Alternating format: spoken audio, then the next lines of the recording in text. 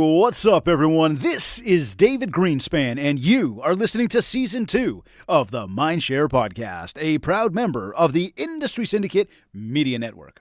Additional podcasts are available at mindshare101.com and on all the major podcast platforms. This week's episode is sponsored by Kit's Keep in Touch Systems. This is episode 97. She's a realtor with RE/MAX services in Boca Raton, Florida. She is the founder of Boca, Lifestyle and Media, and In the Hive with Michele B podcast. A midlife mom of millennials, she is a firm believer that age is just a number and reinvention is always within one's reach. She speaks passionately about how she has leveraged her micro-local blog along with Instagram to build a personal brand that generates real estate referrals. She believes that micro-local branding is an affordable way to market your real estate business simply by becoming a local influencer. She has spoken at Inman Connect, South Florida Tech Con, Hats, High Tea and Hustle, Women's Council of Realtor events, RE/MAX Services and Social Media Extravaganza, RE/MAX Tech in Touch, and been featured in Florida Realtor magazine. It is my pleasure to welcome realtor, lifestyle blogger, and social media expert, Michele B. Bellisari, to the MindShare podcast. Michele, welcome to the show. Well, thank you, my friend. I am so excited to be here today. Oh my God, I'm happy welcome to sunny South Florida. Yeah, for real, eh? Is it that sunny out there today? What is fall? I love it, eh? So no, listen, it's awesome to have you here. I know this has been some time coming for us. We've been talking about this for a while, so I appreciate it. But you live in Boca Raton, Florida, but you're actually originally from Canada, eh? Canada. And your uncle, this is a cool one, is not only a very good family friend of my family's, but he's also a very well-known icon in the fashion industry here in Toronto, Mr. Saul Corman of Corey's Clothers. Go figure. What a small world, isn't it? He's my favorite uncle. How funny is that? When you and I started chatting, I was like, well, I have an uncle. He's kind of well-known in Toronto, T.O., and this is his name. You're like, I know him. I sit next to him. You got no idea. It's funny because obviously just with everything going on in the world today, there wasn't, this would have been, what day is it today? Wednesday? The last day of September. On Monday would have been a day I would have seen him. And last weekend, Saturday and Sunday, I would have seen him. Right. But because of everything's going on, I didn't have the opportunity to do that. But I mean, again, when I talk about family friend, longtime family friend, my father knows him well. I go into the shop down on the Danforth. I'll walk right upstairs in his office and kick the feet up and, Solly, man, he's good people, but what a small world. Such a small world. And the connection is I was born in Vancouver, moved around a little bit. My dad, was in insurance. So then we lived in Calgary. And our last stop in Canada was in London, Ontario. Okay. And so for 4 years, we lived in London, 7th, 8th grade, and then 9th and 10th grade. And so my cousins and my uncle and aunt were in Toronto. So we were back and forth because my cousins, we were the same age. So we even went to summer camp together in Muskoka. So where did you go to camp? I got to ask. Camp New Moon. Oh my God. That's a Why? Where'd you go? I went to Shalom. Oh. And funny enough, last weekend they did all the services were up there outdoors on the tennis courts. So my father had gone and rented a cottage in Muskoka for the entire family, like myself, my wife, my kids, my sister, her family, my parents. We all went up to this gorgeous cottage in Muskoka, and we would go to the camp for a couple hours on Saturday and a couple hours on Sunday, do our thing. And I mean, it was really cool because forget about the services and stuff. I'm not all that tied into everything, but we walked around the camp itself. We were able to go into some of the cabins. Are you and serious? I found my name written on the walls from 1991. We saw my dad's name written from 1976. So cool. Just anyways, my kids were there. I'm probably closer to your dad's age because I went to New Moon and then I went to B'nai B'rith. Okay. One summer. So 2 summers. I was at New Moon for my last one. I was counselor in training.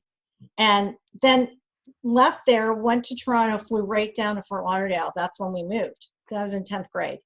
I was And going to ask you about that. And yeah. I was just going to say, most people don't even understand. Like when we talk about this camp for everybody listening and Oh, watching, yeah. this is literally our parents would ship us off for about 3 weeks, 4 weeks in the summer. 2 months. See you later. You're going to sleep in some random place with a whole bunch of kids and have a blast all summertime. And mom and dad are just going to hang out at home, and take care of the house.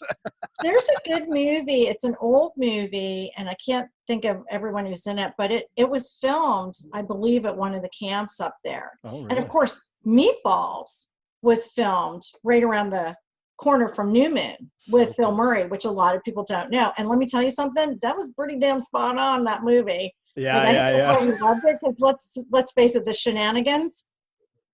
Other than learning how to drop I'll tell you a speed, sidebar story another time. I'll have to show you the video. I'll show you the video of the two guys that I met when I was on my motorcycle ride out in Tofino. We were at Harrison Hot Springs walking along the pier, and we found two guys on a boat, playing guitar, singing songs, having a couple beverages. And it was like literally right out of like one of those movies. But anyhow, tell me though, so you moved down to Florida from here. Why were you guys doing all the moving around? And you said you were what, 14? Well, my dad was in insurance, so he moved around a lot. He got transferred a lot. And I don't know, we started coming down to Fort Lauderdale for spring break a couple years before we actually moved here in 1978. So we were down in Fort Lauderdale off of Oakland Park in A1A. And my dad was one of the folks that was started the first water slide down here in Lighthouse Point, Pompano Beach, called Water Boggin. I was going to say, what do you mean water slide? It was like like how you see the water slides now. Okay. The water parks with the slides. Yeah. Okay, so my dad was like part of that group that started the very first, like one of the very first ones in Florida. And so that's why we moved down here. By the way, that thing, you could never get away with that now. My husband used to get in trouble for skipping school. Really? Yes. You know what? I think it's time to come down and visit you so I can understand what you're talking about. Yeah. Because I'm not on the up and up with all these water slides. We have what's called skating rinks up here in Canada. I know. Sorry. So yeah, that's why we moved down here. And I was not a happy camper because I was hitting my stride at high school. And we'd moved a lot. And I was like, you got to be kidding me. Yeah. Seriously? And a new country? Really? Okay. But here we are. So fast forward on that then, because one of the things we hear from people a lot, right? And I will scream this from rooftops, and like there's people laughing right now going, he literally does. You've got to go and connect with people. You've got to build relationships. You've got to get out there and meet more people. Yeah. And what we get a lot is from people going, well, but I don't really know where can I meet more people? Or I'm new to the country. I'm new to the area. I don't know anybody. So you go and move down to beautiful sunny Florida. There's palm trees everywhere, which I'm just totally envious of. And I wish you could show me one palm tree today. But when did you get into real estate? Like, what was the thing of like, I'm going to get in, and like, when did you do that? What kind of old? So I moved here, started 11th grade, realized that most of the kids I was friends with, like, went to college here. That wasn't a big part of my family. So I said, okay, I need to go to college. Went to the University of Florida, go Gators. They played last weekend. Yes. I actually got my degree in advertising. And out of college, I started working for two companies that you probably know, Warner Lambert for 10 years, which is Listerine, Benadryl, Lubriderm, all consumer health products. And I had worked for Menon, Speed Stick, Lady Speed Stick for about a year. And then I segued actually into pharmaceutical sales. And I had always wanted to get my real estate license, because I thought with my background in sales, and I'd always been worked my way through college, that would probably be a really good fit for me. And I originally wanted to do interior design, but sucked at it. So I transferred to the College of Journalism at UF, and then I just segued into real estate after my sales career with these other companies. And, I learned so much from marketing, micro branding, category management, niches like women's healthcare and stuff like that, that when I got into real estate in 2003, I immediately got into the buyer side because the market was going insane. And so I did first-time home buyers as a niche for a long time to help them get into the new construction and then affordable housing for them, because the market was just crazy nuts. And then the housing market crashed. Like, yes. Perfect timing, right? And I almost got out of it, honestly, because it was such a difficult time with short sales and foreclosures.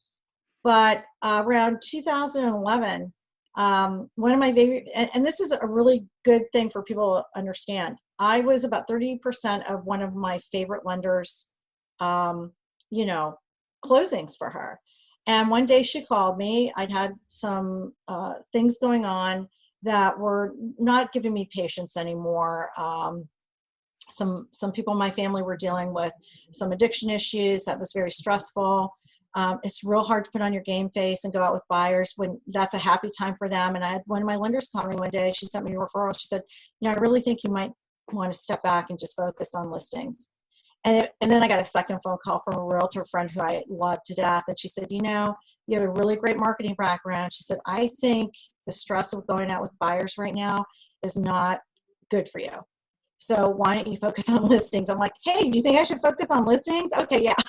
So wow. I segued out of the buyer side.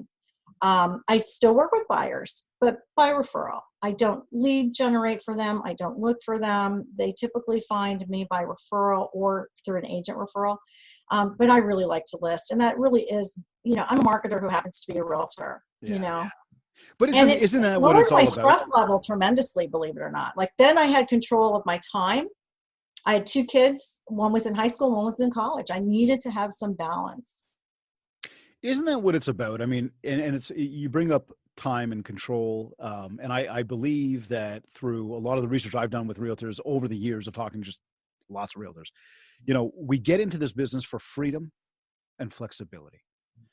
That's why we get in, is to control our own time. That being said, time is always one of these things that we never have enough of. We're always too busy. We're running around like crazy, but we really do have control of that. And we have also got control of our success. So, for you getting into the business for those reasons and then transitioning from buyer to sellers, what was the first thing that you did to sort of start growing your real estate brand? Well, a couple of things. So when I segued into the seller side, I started to really focus on 2 niches. The first one was probate. I'd gone through it with both my parents, who unfortunately died rather young. I'm my dad's age. He was 58 when he died, and my mom was 61. Very, unfortunate. And so I'd gone through probate with them, and I'm very good with details, but I also felt like that was not an issue for me to talk to somebody about what was going on. And I'd had a couple of probate situations on the buy side that were not good. And I thought there's got to be a better way. So I learned how to really work with probate properties, coordinate with attorneys. I started to brand myself, focusing not on a farm area, but actually farming people, and starting to work it that way. And then out of that came a second niche, which are seniors that downsize, because the average age that typically I was dealing with on the probate sales side was a senior. And the senior was needing to move into assisted living or memory care. My booby had Alzheimer's before they understood it the way they do now. And so I felt like that's a good fit for me. I want to be that agent that can really listen to my clients. If they need to cry on my shoulder, they need solid advice. The worst possible time to have to sell a house is when you're under that kind of stress or grief. Mm-hmm. And so I had gone through that and thought, I it's not the sexiest niches, but I really love the outcome for my clients, and I enjoy helping them get through that. So my brand kind of came about around 2017, this hashtag Boca.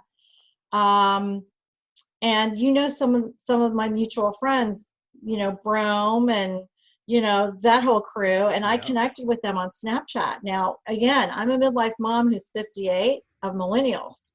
Snapchat's shouldn't be my game. To me, Snapchat. To me, and I told Brome, I told Frazier this. I told Chelsea. I'm like, listen, guys. To me, this is an app for like high school kids to send photos to other high school kids that are inappropriate, that disappear after 24 hours because nobody's really supposed to see them. Yeah, right. It ain't my jam. And it's my jam, and my girls got me on it after a couple of F-bombs to them about stop videotaping me. And they said, well, you might actually like it. So I got on it. And then they're like, can you please get off? Because you're out snapping us. Mom. Like I was doing custom, like, filters. I was doing like custom filters around town for like, we have a bowl game here now. We'd have events. I'm like, oh, let me figure out how to do those snap like filters. And then, it was cool.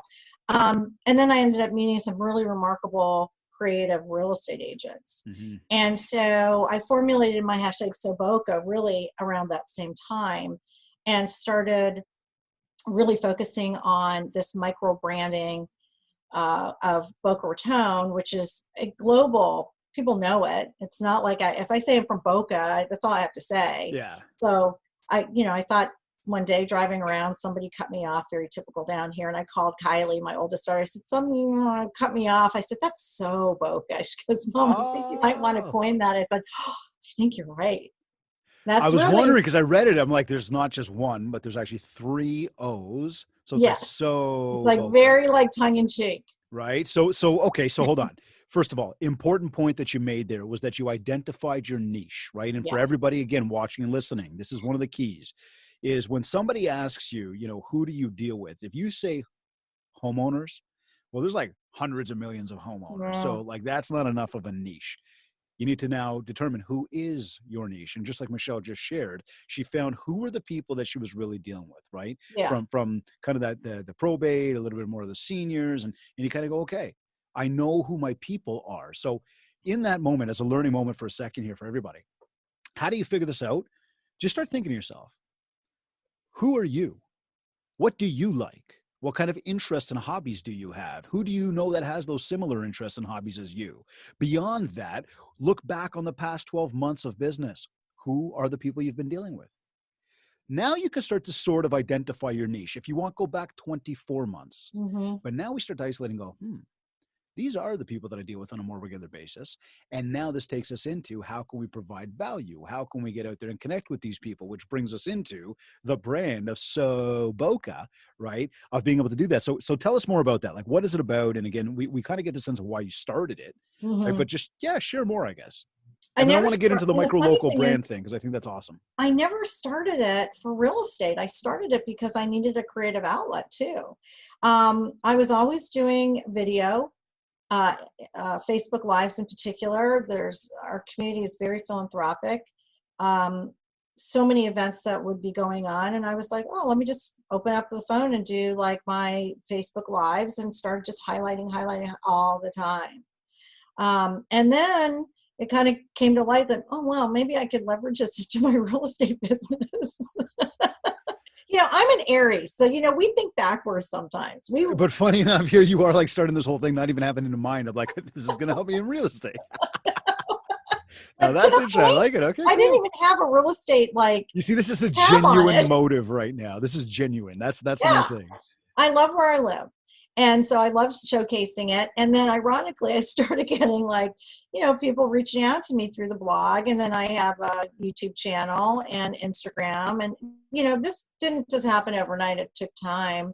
And, and that's how I've gotten referrals. And then, when I go to conferences, and we'll have those again. I got, I'm blinged out. I got my hats. I got, and so I go as Michele Bellisari Remax Services.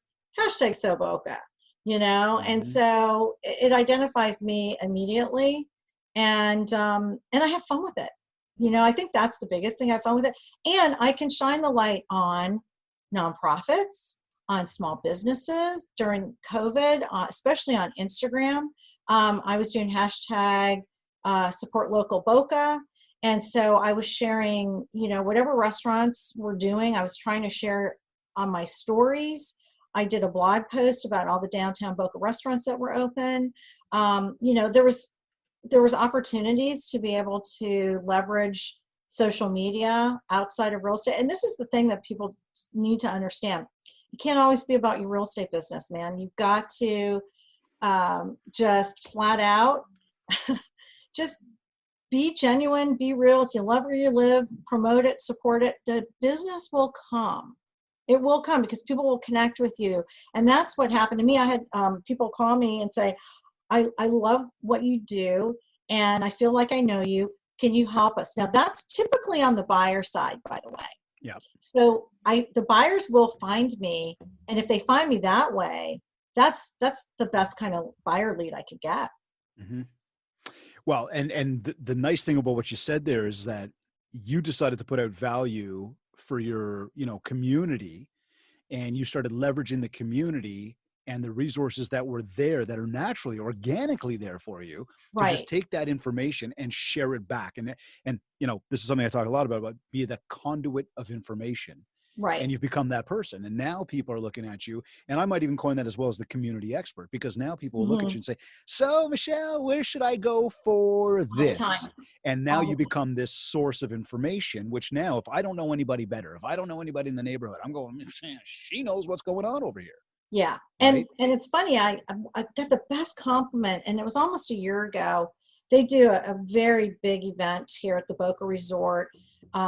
It's the Go Pink Luncheon for breast cancer awareness. You got to tell me my friend Pinky comes there. Yeah, I love Pinky. Yeah. Pinky's one of my very dear friends. She's awesome people. She's awesome. She's my roommate. Typically, if we're at the same place, Josh doesn't come, then she's my roommate, at like Inman or Remax or whatever. And we have a ball together. We've collaborated together. And that's another thing.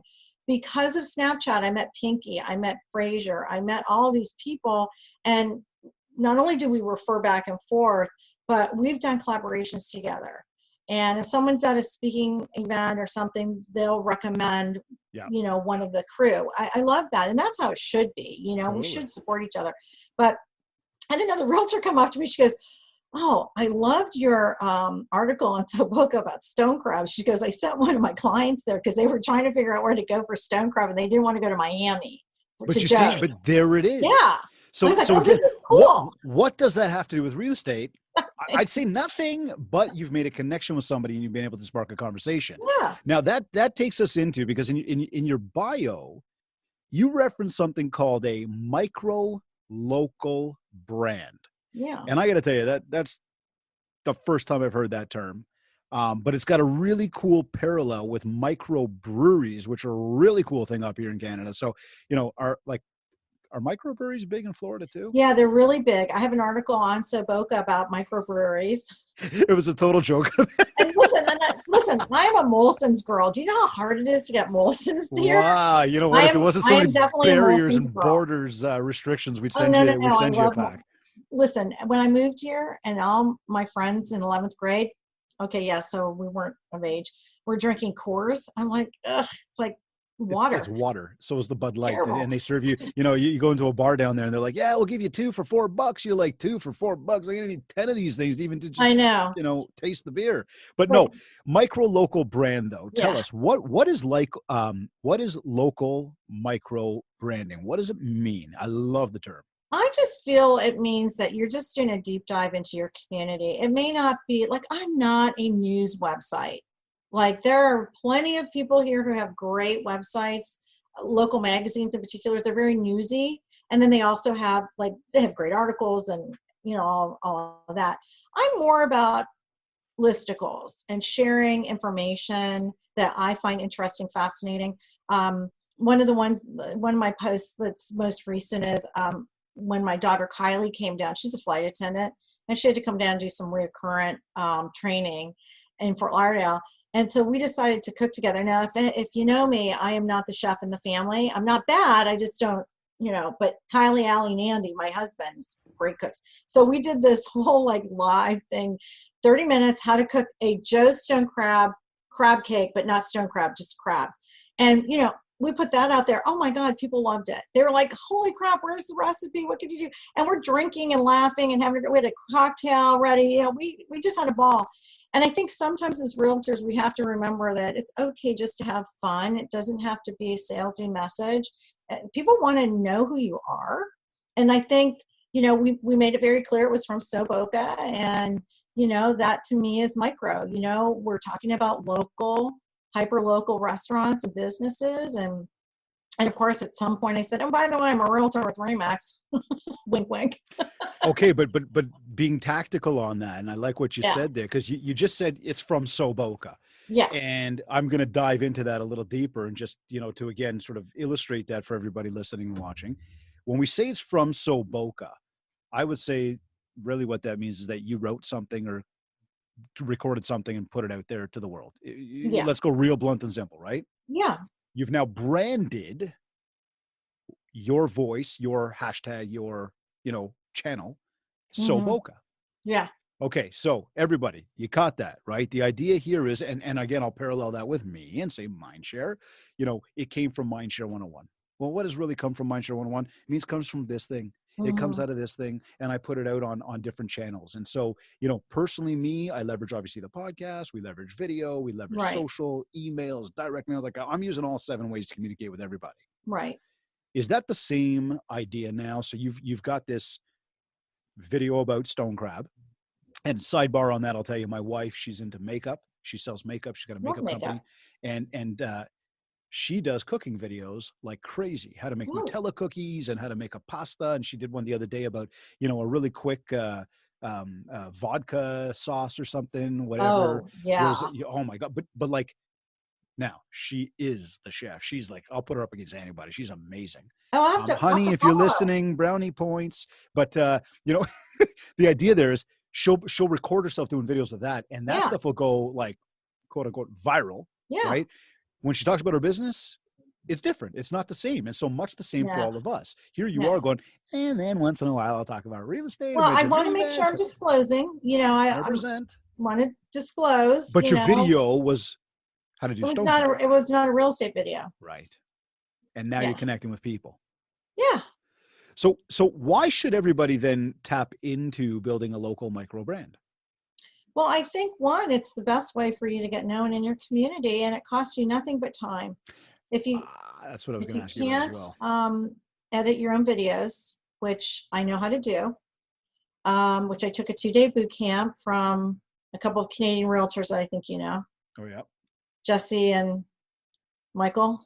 Out in the West Coast. Yeah. So I did that in 2017. Like it was like bing, bang, boom. Let's Aries again. Okay, let's start a blog. Oh, let's do an Instagram. Oh, let me learn how to edit stuff. Oh, let me go out to Park City and do a mastermind with the Snapback group. It was a crazy year. But I feel that if you can start your own brand, hyper local brand, you do not need a blog, by the way. I literally really started it on Instagram. And then I thought after, maybe a blog. A blog is a lot of work, by the way. I really enjoy Instagram. And so I toggle them back and forth, but for SEO purposes, I like having the blog because then when I do a video and I have it on my YouTube channel, I'm kind of double dipping. So I can embed the YouTube video on the blog post and Yahoo, here we go. But you could do it as simply as really having a good strategy with an Instagram account in particular, or if you want to start a Facebook group locally, which I started during COVID for businesses locally, you don't have to have a blog. You can just use social media to grow your brand organically, and you don't want to buy followers. Don't buy followers. I can tell when I go on and I look at someone who's got 25,000 followers, and then I go and I'm like, how did that happen? Right. No comments. And then I usually go back and look because I'm nosy. I'm like, yeah, no, he or she bought these. Yeah. And that happened like a long time ago where that was a little more acceptable, and then it became not, and it screws with the algorithm. But even if you were to just come up with your Instagram strategy for your local brand, a nice way for the theme to look, put together your little social media calendar, and just know like every week you're going to do something, you could start building your brand and shine the light on the local charities, especially the small ones, man. They're getting hammered right now. They can't have events. They can't do stuff. They don't have national support a lot of times. They're local. We adopted a mini schnauzer from this schnauzer hoarding situation in Miami. I started telling you about this earlier. Yeah. And the rescue is actually up in Jupiter called Furry Friends. And so, of course, every time I highlight Benny, who is hilarious, he's the funniest damn dog I've ever had. And we always have 2 at one time. He's our second schnauzer. I tag them and make sure people know about them. That's what you can do with social media. That costs you no money, Well, okay, that's what I was about to ask you. So what kind of cost is involved? And you're so far for everything you're talking about right now, this is not a dollar thing. This is a time thing. Yeah, the website was more of a dollar thing because I finally broke down and said, I need to hire somebody to fix this website because the first website sucked. And so I hired someone and she's done a great job. And it's, I keep it really simple, and if I need tweaks and stuff, it's a WordPress site, by the way, because I do offer some advertising and things like that on it. I want it to monetize. I had some advice from a very popular travel blogger. We have a lot of influencers down in South Florida, and I had the opportunity to chat with this one guy. He's fantastic. And I said, look, I'm in my 50s. This isn't like, okay, this is fun influencer stuff. I said, I want this to monetize. He goes, and rightly so. And that's the flip side of Boca. I actually do micro influencing collaborations with businesses and brands. And it tied back over into my real estate brand because I also do collaborations with Remax Corporate, which I was a social media influencer for them at R4 in February. And I do things with homes.com. So it's like, it all kind of came together, ironically. So don't do what I did. Don't have two accounts on Instagram. You'll lose your mind. But I do. That's just me. That's for my brand. I manage my own brand and my own sites. But it has opened up the door to different opportunities, even outside of real estate. Okay, so let's do this now. So now we say that we've got this idea for Boca. It's going to become more than just an idea. We now need to bring it to life. And part of bringing it to life is really just putting content out there. And I mean, if you've got an Instagram account, you're already on your way. However, let's go through that for a second. So you've got a website. You've got an Instagram account. What else have you got that ties back to being call it infrastructure channels for Boca? I have a podcast that I'm not spending a lot of time on because I'm not finding that to really be from an ROI standpoint. It's there, but I'm kind of done with it right now. Okay. Interesting. Yeah. I think for me, Instagram has been a big focus because I hit 10,000 followers about 6 weeks ago. Nice. Congrats. And thank you. And for me, that was just a goal of mine. And I was getting so close to it that I just really focused on that. I got the swipe up, which is kind of a cool thing with Instagram, but you can hack through that through IGTV. But I really found that, especially during COVID, I started to rethink like, where do I want to spend my time? I don't really want to spend my time on LinkedIn or Twitter. I really like my Facebook groups that I'm growing. I have a group for women agents, and then I have my local one. And I kind of scaled down because it was too much, and again, as a true Aries, I have 20,000 tabs open in my head and on my computer. And I had to really sit back and go, what do I enjoy? And what is just kind of like a time suck. So now I'm just like Facebook, Instagram, and YouTube. Really, those are my three right now that I somewhat can repurpose content back and forth to and generate SEO. And again, the only cost that I really had was building my website. And that was for under $1,000, by the way. Yeah. And that's all possible. And you mentioned WordPress, and for anybody just curious, WordPress, it's a platform to build on. It's a more simpler platform, and once you've got it built, you almost have the ability on your own without a developer or programmer to go in there and do the things you got to do. Right. So here, website, Facebook, Instagram, and YouTube. Yeah. Those are your channels to get your content shared. Right. Now, types of content, okay? Because the idea is now we've taken the time to get organized. We've spent a little bit of money to get our website set up. We now have to write content, and I guess take me through the step of that for a moment. Today, for example, what would you be putting out there? Let's say something happened today or whatever it be. Like what's that macro idea? Did something go out today by chance, or maybe yesterday? Yeah. I have things every day. Well, one, Yep. As you know, so anybody watching this, follow me at the Michele B. That's my real estate one. And that's, follow me there, because that's where I do more of my Instagram tips. I talk more about real estate there. And I love connecting with agents globally because we're in such a referral scenario. Absolutely. So content wise, I have 2 tracks. One is for Boca and one is for at the Michele B, for example. So on Boca, I would highlight our travels, something local here. Occasionally, I will highlight a little real estate on a story, not typically in a post. I will highlight a blog post that I've done. I will share a post maybe that my daughter did, or one of my other daughter, my younger one's a professional photographer. Realistically, there's a ton of content in any given town that you're in that you can talk about. Just go to a local calendar. Go to your chamber calendar, your city calendar. Usually there's someone who has a calendar, that's their thing.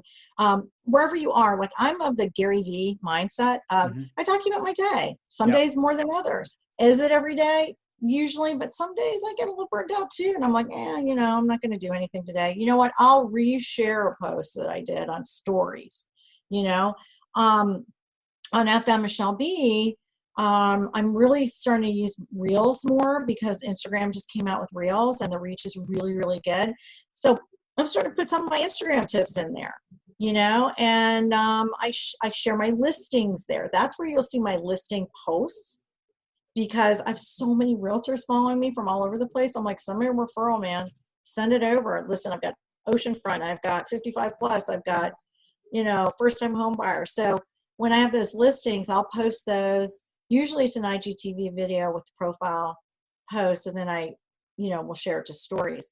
So my mindset is typically on the real estate side, something maybe about first-time home buyers, something about home decor, something about for a seller, something about a mortgage, like categories. And then under those categories, bing, bang, boom, you can come up with a weekly or a monthly calendar. Under Boca, it's a little more organic, a little more fluid and fun. I'm not locked in to anything calendar wise 100% of the time because, you may be out somewhere and you can't just be stuck on, my grid needs to look this way or that way. No. It gets Have boring. fun with it, right? Yeah, I have tons of fun with it. Are you kidding me? Like I was just in Pittsburgh because my oldest daughter lives up there. We were all over the place. And you know what? We went to like this so cool bakery. And that's, I think, the last post I did on my Boca feed. This cool bakery. I mean, it was crazy good. We were on the 10th floor of this restaurant called the Monterey Bay Grotto, looking over the Pittsburgh Steelers Stadium. And if you know us, Bellisaris, we're big football people. My brother-in-laws both played for Ohio State and in the NFL, and my husband played football in college. We love freaking football. So I was like, hey, look at that, Steelers fans. Yeah, I'm a Dolphins fan. Yeah. That's like me with the Habs. I'm a Leafs fan. Yeah, right. Exactly. Right. So you've got 2 channels, which is interesting as well, because that almost sounds somewhat not, and I get it. I'm saying somewhat confusing almost internally for you of like, should I put it there? Should I put it there?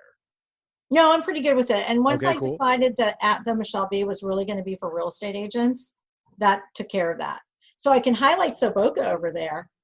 Got it. Which is fine, but it also gives me content. Right. So I'll take Boca content and occasionally like share it over there. But no, once I decided that, I like teaching and training Instagram to agents. I also teach and train on the niches, the probate in particular. Then that gave me a clear way of and this is what I tell agents all the time. You got to know your why with your Instagram account. You cannot stop putting listings up there. Just sold, just listed. I swear to God, I'm going to like boring. Poke my freaking eye out. It's boring. I tell people all the time. And I get new followers every day. And every day you tap into it, they're like, see who the people are. And all you see is the same branded thing all the time. And guys, it's boring. Listen, this is what I say. Home decor is super popular. People love that crap. Yeah. I love that. Yeah. Your dog, your cat, your kids. Yeah. What are you doing? Show me part of your day. Show me who you are. Let me in. Like murals. Okay, no matter where I seem to go these days, there are murals. Way more murals than there used to be. go around town and do something about all the murals in your town, and then do a contest for that and say, what's your favorite one? Hey, what are your favorite selfie spots in your town? Like, do some fun stuff, like think outside the box. Okay, so here, let's do it. Today you were walking down the street and you found a wicked mural, okay? And you were going to put that across the Boca platform. Am I right? Okay. Yeah. So take me through the process of, because now what we're doing, and let's rewind all the way back and say, we basically started this thing called Boca. It's call it lifestyle blogging, not necessarily in the same context of just writing the blog, but how do I post it out on my social medias? How do I video it? How do I do it in voice? Whatever. So topic, macro content. We have murals. Take me through your strategy today of how would you share that out to Boca? Okay. So what I would do is probably drive around and, knowing where I know they are. And I would probably take some pictures, but I'd also do some videos, maybe a boomerang. I would do landscape video and then also vertical video. So I have a little bit of both, which takes no time, you guys. Seriously, like you're talking like 15 seconds, 30 seconds. And yes, whatever. She means turn on your camera, turn it landscape, hit record, pan a little bit, and flip the camera vertically, keep recording, or do a second clip. And now you got 2 clips of video. And you could really do like something fun. Good call to action is, have you, especially now that we can be out a little bit more and things have settled down somewhat where you can, do this. Hey, what's your, we have a ton of murals around town. What's your favorite mural? Take a picture in front of it, social distancing, following your guidelines, and send me a picture of that and hashtag Boca in it. And then you're curating that content, call to action, getting to know. People love to answer questions. So you could even ask, what is your favorite mural in your city or town or wherever? People love to do that. Like I crowdsource all the time. Yeah. Content. You're creating engagement, conversation. All the time. Absolutely. And then you can use it on Facebook. You can use it on Instagram, whatever. Okay, so hold on. I'm going basic here, Michele. I'm going, and I know, right? And it sounds like you're like, really, Dave? You don't know? Like I know. No, I get it. No, I get it. You know what I'm saying? So I've taken the photo, and now you're saying post it up to my video, post it up to as an Instagram post. I don't need to deck it out, put it into an app, and create all this funky stuff on it. You can just post it. And what I would do is ask a question. A few of them, and you can post up to 10 photos in one post on Instagram. It's called carousel. So if you wanted to do 3 or 4 photos in an Instagram post, you could do that and go, which one do you like? What's your favorite one to do a selfie in front of? Tag, if there's an artist who did the mural, tag the artist. Brilliant. They'll share it out. Little things like that. And I get it, because 101 is what I really preach about all the time, because I forget that I really have been doing this for a while, and what seems really like easy and simple, it's not. It's a learned piece. Yeah. Have patience with yourself, because you'll learn how to do it and you'll figure out which things you really like. I love short form video. So maybe posting isn't your jam. Maybe you like to do a 15-second Instagram story, then do that. And do maybe 2 or 3 of those with a different mural in front. And by the way, you can save that. You don't have to put it up that very moment. Cool. Okay. So we've got the content. We know that we want to post it on Insta. We've put it up on Insta, and like I've hashtagged, I've tagged, so that hopefully I'll get some reshares as well and some more connection points. Is that it, or like is there other things I could be doing? You mentioned Facebook. You could do the same thing on Facebook. You've got the content, so you're not having to redo the content. You just may have to redo your post, or however you want to position your actual caption in your post on Facebook, but you already have the content. And then same thing with YouTube? YouTube's a little different. Okay. I wouldn't even go there right now. Okay, cool. Fair. And what about That's your website? A whole different, I know. I'm with you. Totally with you. That's why it's like, slow down, right? I love it. So what about your website? How are you putting this content up on the site at that point then? Well, is that not a daily thing? No, I have a widget that showcases my Instagram. Okay. So when I post on Instagram, the widget's there. So I don't think a lot of people really look at that. on my website. My Okay. website is more of a weekly, bi-weekly posting kind of thing. Okay. I wouldn't say that I'm hardcore with it. I do have a ghostwriter Okay. that I send topics to. And then what she does is she roughs it out. Now, this is not for every blog post that I do, by the way. But there's certain things that I'm like, oh, I'd really like a listicle of golf courses. Right. So I just farm that out because that's not so much a creating. That's more of a Kind of listicle. yeah. She does the research. And then I go in and I'll add my voice to it and my spin and what the So Boca girls like and things like that to it. But that's not every post. That's just certain things where I'm like, that might be worth having handy for scheduling purposes. Now, you said something interesting before about not being a big fan of writing blogs. But you also brought up that you will embed the blog into the YouTube and vice versa. Yeah. And I think that I find it important just to share to everybody, again, from a learning moment, when we talk about online strategies and we talk about being found out there, think about these terms of, SEO, search engine optimization, keywords, organic reach. The reason to do a written blog, if that's going to be your jam, if you're going to get into it, first of all, if you're going to do it consistently, or just don't bother, because it's not going to do anything to just write it once. You've got to have a plan for how often you're going to do this. And my suggestion to you would be, if you haven't done it before, start with one a month, just one. Same thing I say to podcasting. Like I'm in the midst of getting prepared for NAR. And so I'm doing a session on podcasting 101 at NAR. And we're going to literally, one of the things, the takeaway is going to be, try doing one. Like, forget about this whole massive strategy of daily or weekly or whatever. Because I do mine. This is weekly, and this is a lot of work every week. It's a lot of work because I have my podcast in the Hive with Michele B, and I started that a couple of years ago. Yeah. And what's kind of cool though is I also have Alexa Flash briefings from when I was playing around with that. And what I've done is I'm just taking that content, and some of them are 2 minutes, 4 minutes. They're not overly long. And then I do have some, I have really good interviews on in the Hive. But again, as I am condensing and figuring my groove, I haven't been spending as much time doing the podcast. That comes out a couple times a month, but it people really seem to like the episodes I do. Now, what I will say is if you are going to blog to a blog post can be your script for a video, a post, a podcast, a YouTube. So if you're going to do a blog post, and this is just me, I don't do like these 10,000 word things. I just don't have the, if mine's 500 words. Yeah.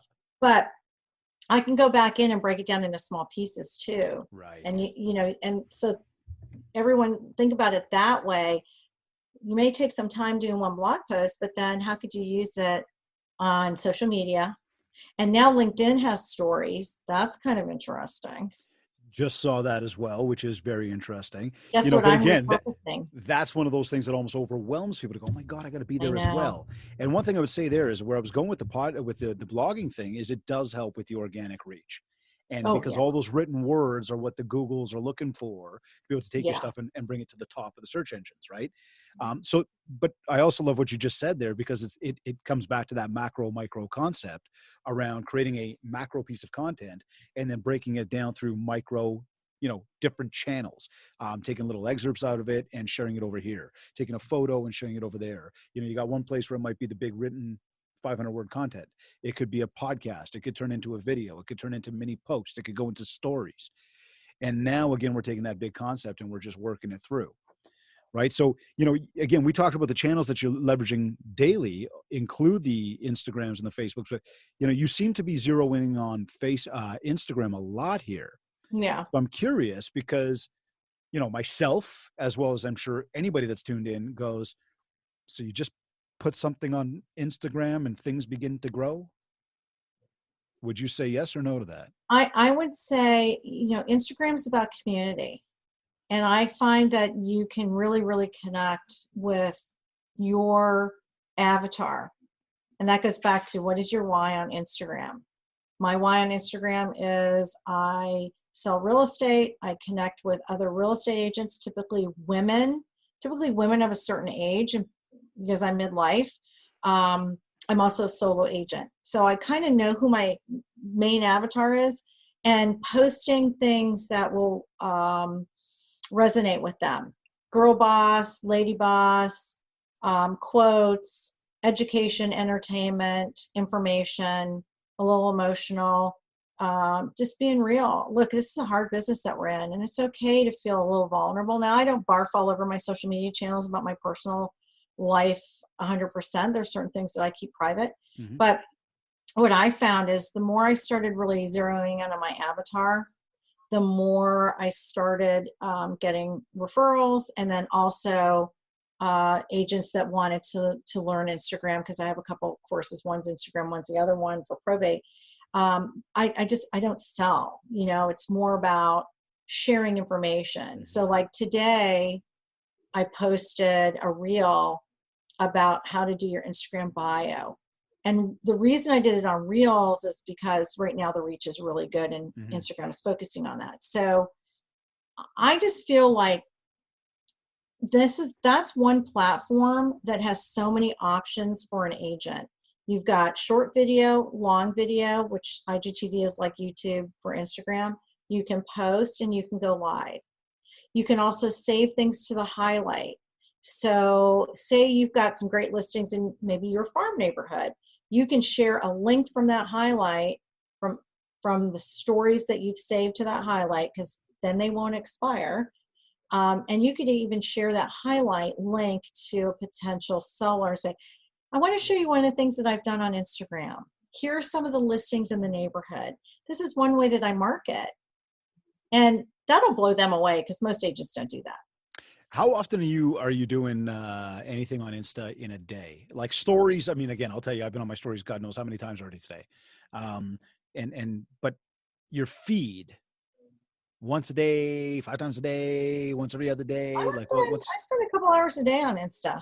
Okay. Yeah, but so what do you do while you're on there for a couple of hours? Well, I connect with people. I'm a big believer in you need to connect with, if you want to grow your account, and don't worry about how many followers you have. It doesn't matter. If you have engaged followers, you can have 10 engaged followers and be good to go. So what do you mean by connect? Are you reaching out, following, tapping, liking, commenting? I follow. All the above. I usually try to follow about 5 accounts a day, comment on 5 accounts, like 5 accounts. I share information as well from my account out there. So it's really about connecting with people. And as Gary Vee says, the magic is in the direct message, the DM. If someone follows you, send them a little message, say, hey, thanks for following me. Don't sell them anything. Yeah. Open the conversation. I've connected with so many agents that way, and I've gotten referrals that way. So you are consistent with your Instagram. Very. You are coming up with a lot of hyper local content to be able to share across your Instagram.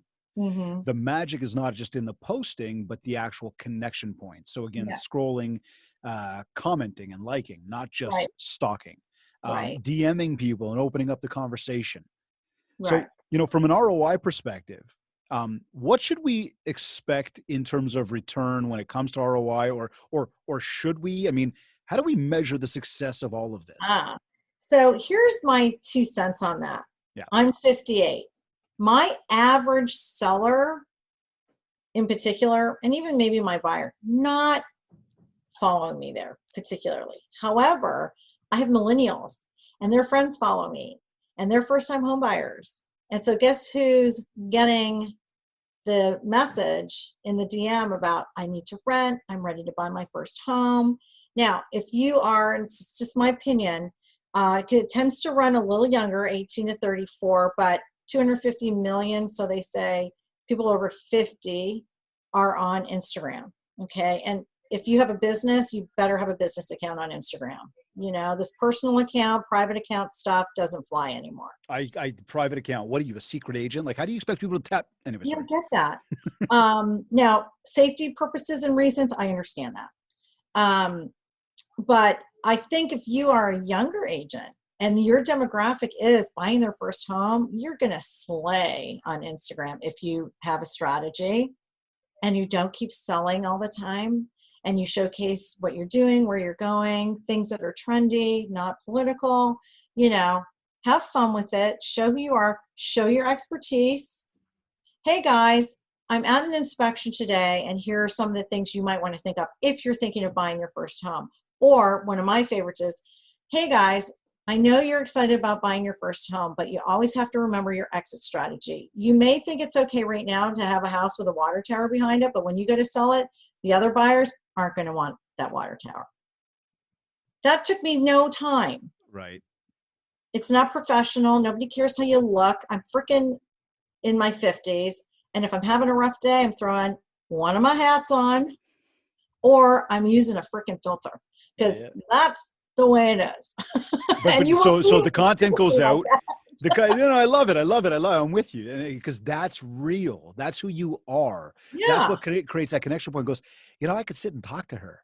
Like I could see myself having a conversation, rather than, again, that, the posturing of going, I don't know if we've got a connection. I don't know if we have anything in common with each other. Right. So, right. But you put up the post and you're not expecting anything in return. Nothing. Okay. Nothing. Cool. Because I think what people do is they scroll through. Right. And they get a feel for who you are. It's kind of like a dance. There it is. So you did mention, I'd ask the question, does this drive leads for you? But you've already said it does, because of the DM. So here's the big question now. Okay. Again, I'm going to do this. I'm just going full circle for everybody listening, because, whatever. You've come up with this idea called Boca. You're coming up with content. You are consistently putting the content out there. Again, I've really got a harp on consistency, because if you're just going to put it out once and think you're building a brand, not happening. Right. That said, you've now done it all. You've put the content out there, and things are starting to happen. You're starting to get traction from people. So I want to know, what is the funnel process for you? Right. So how are you supporting this thing? How are you converting opportunities? And I'm going to go specifically and kind of like lay the road for that for a moment, but correct me if it's different or what you do differently. My 2 cents would be, and this is the dirty work, this is the stuff that people don't want to do.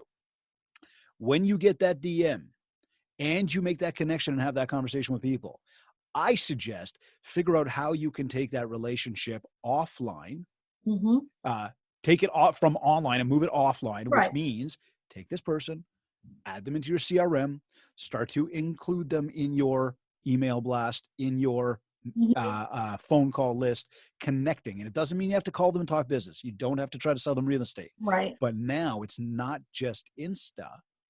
We're going to use other channels to connect with people. So I'm curious, what would be your process? We've connected randomly. I've seen something Boca. I've connected with you. We've DM'd and like, now what?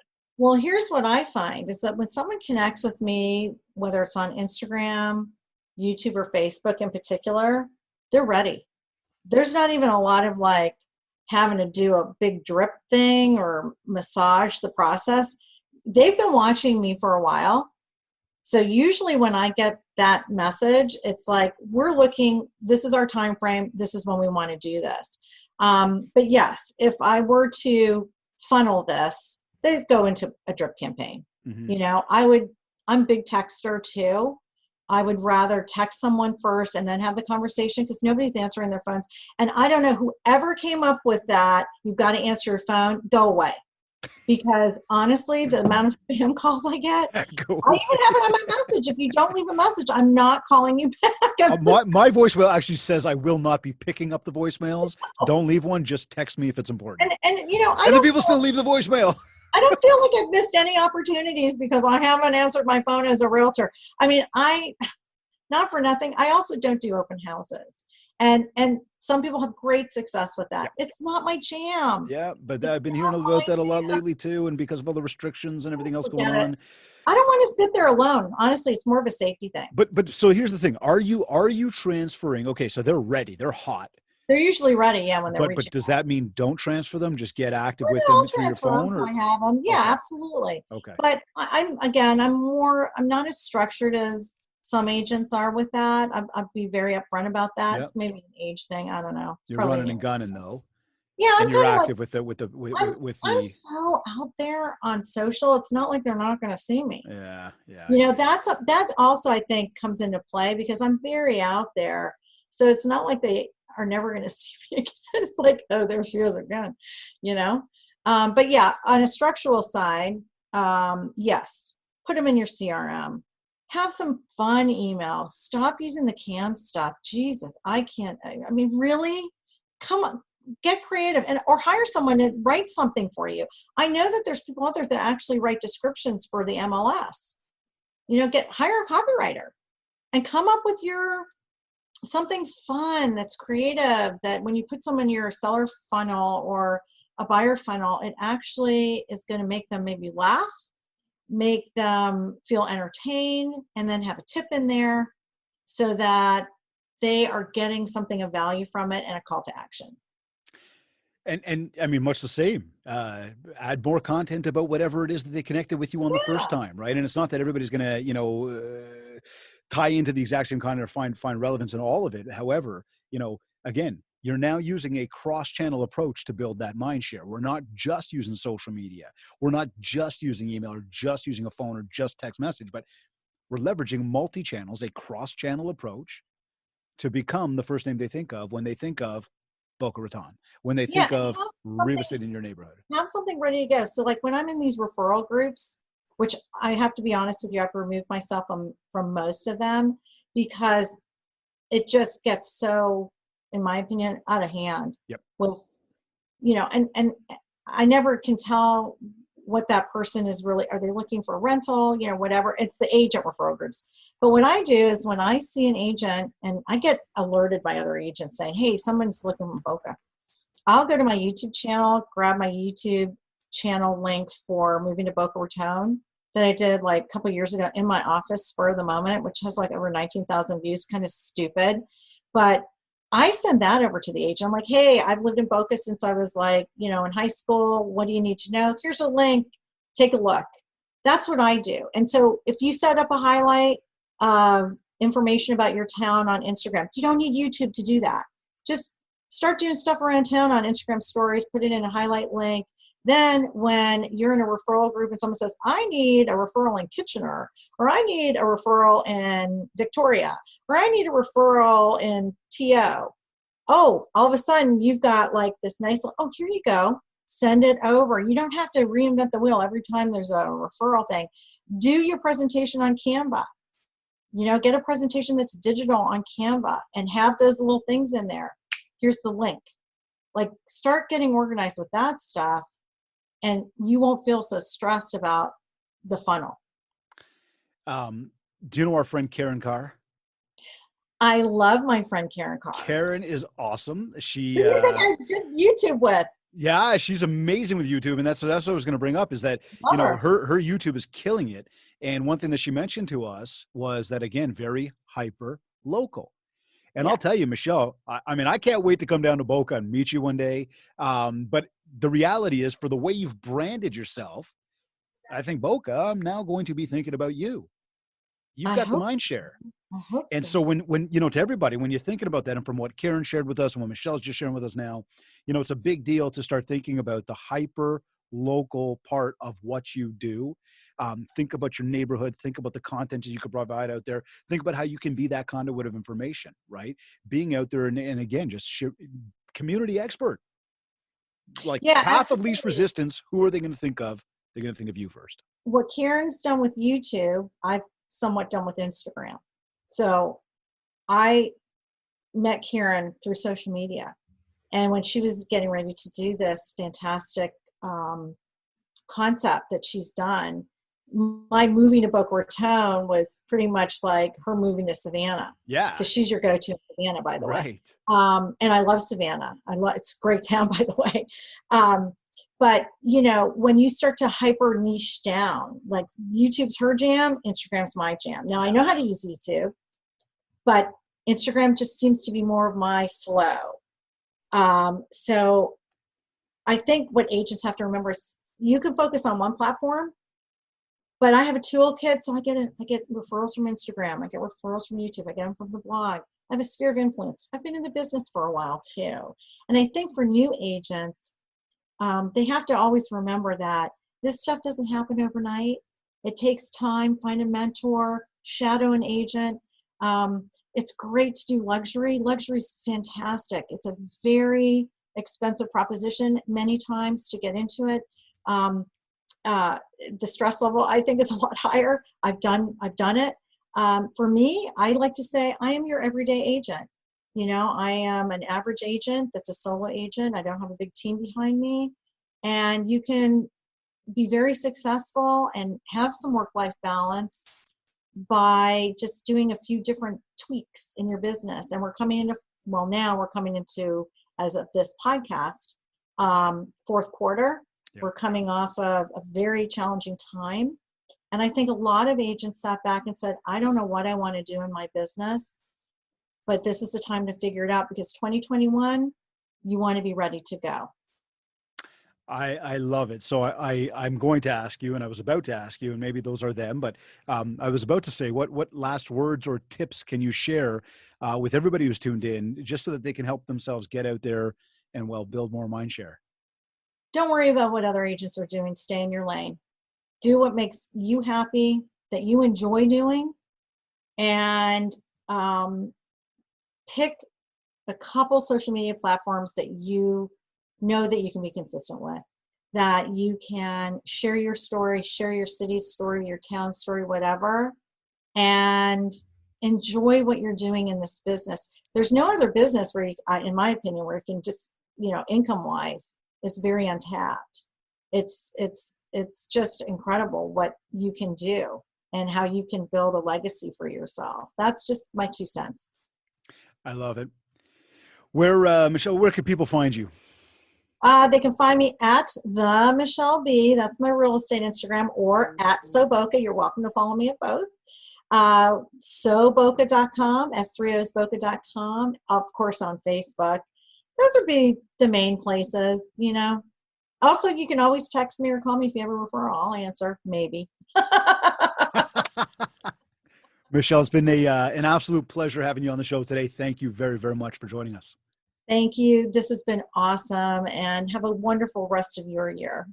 You're either listening to this on iTunes, iHeartRadio, Google Podcasts, Stitcher, or Spotify. Or maybe you downloaded our free Industry Syndicate podcast app, or maybe you went to my website, mindshare101.com. And while you're on my site, make sure to download your free copy of the 7 Ways to Communicate ebook to help you build more mindshare so that you can get more market share. And if you want to talk about personalized one-to-one coaching to help you get to your next level, just get in touch with me. We'll set up a free consultation call, learn more about what you're looking to achieve, and, how I will help you do just that. Wherever you like to consume your content, please rate, review, and subscribe. And if you haven't yet, connect with me on Facebook at MindShare 101 and on Instagram at David Greenspan 101. This has been another episode of the MindShare Podcast. Thank you, everyone, for tuning in.